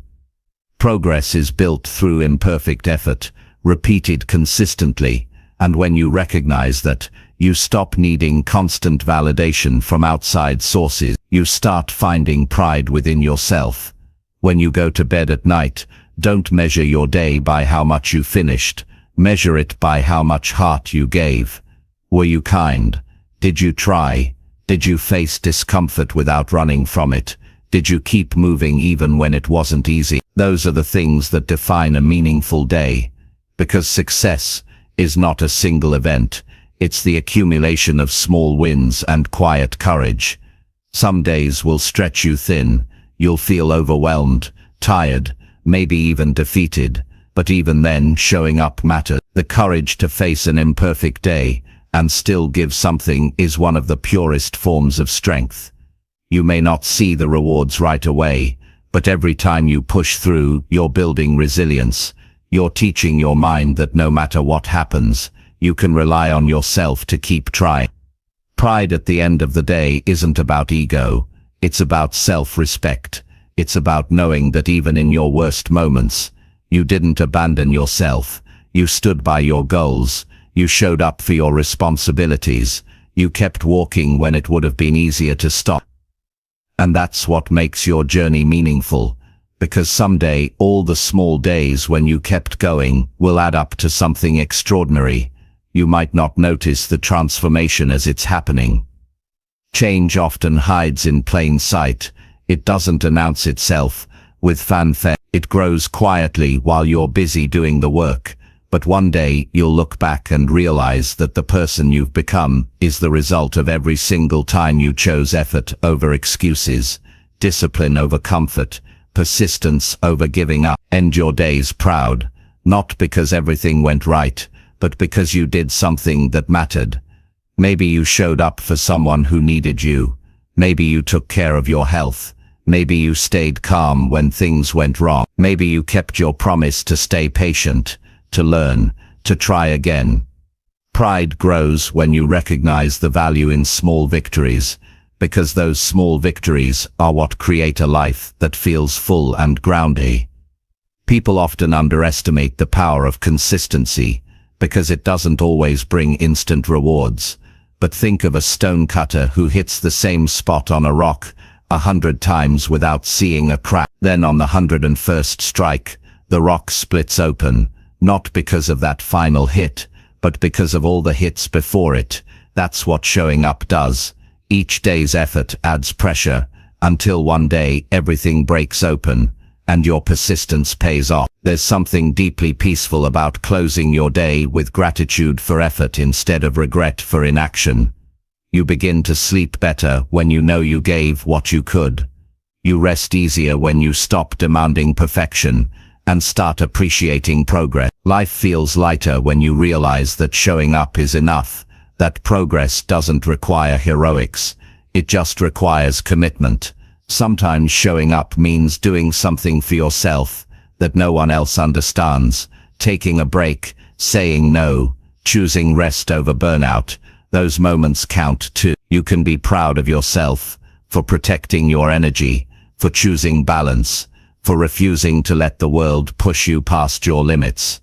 Showing up doesn't always mean hustling. It means honoring what your mind and body need to stay steady. When you lie down at the end of the day, reflect on how you carried yourself through the hours. Maybe you made mistakes, maybe you felt distracted, but also notice how you kept coming back, how you tried again after each misstep. That ability to reset, to refocus, to keep going despite imperfection, that's the essence of showing up. You are not supposed to be flawless. You are supposed to be faithful to the process. You can't control every outcome, but you can control your effort. You can control your attitude, your reaction, your persistence. That's all that's ever been required of you. If you gave what you could today, if you tried to do better, if you faced something uncomfortable instead of running away, that's enough reason to feel proud. You don't have to wait for big milestones to feel fulfilled. You can celebrate the quiet victories that happen each day. Each day you show up, you build evidence of your own strength. You build trust with yourself. You stop being someone who breaks promises to your goal. You become someone who can count on their own consistency. And that's where confidence comes from, not from easy wins, but from the quiet certainty that you'll keep showing up no matter what. When the day ends, reflect on your persistence, not your productivity. Did you show up with integrity? Did you treat others with kindness? Did you push through discomfort, even a little? Those are the things that matter when the world quiets down and you're left alone with your thoughts. That's when you realize that progress is not always loud. It's often silent, steady and sincere. If you can go to bed knowing that you kept trying, that you didn't give up on yourself, that you handled your day with patience and honesty, then you've succeeded. You've done what many people don't. You've stayed consistent. You've honored your effort. You've built a day worth being proud of. Not every day will look impressive. Some days will be messy, slow and uncertain. But pride doesn't come from a perfect record. It comes from perseverance. It comes from knowing that even when it wasn't easy, you stayed the course. Every day you show up, you're writing a story of endurance, of growth, of inner strength. That's what builds a life of meaning. So when you close your eyes tonight, don't think about what you didn't do. Think about everything you overcame just to make it here. Think about the doubts you silenced, the distractions you resisted, the moments you could have quit but didn't. You showed up, and that's everything. You don't need applause or validation to be proud. The quiet pride of effort is enough, because when you keep showing up, day after day, even when no one notices, life begins to change. You begin to change, and that's how real transformation happens, not in one grand moment, but in thousands of small ones, where you kept choosing to try. End the day proud, not because it was perfect, but because you stayed true to your effort, because you kept your promise to yourself, because you lived with intention, even when it was hard, because you showed up. And if you can keep doing that one day after another, your life will become the reflection, that steady commitment, a quiet, powerful masterpiece built one day at a time.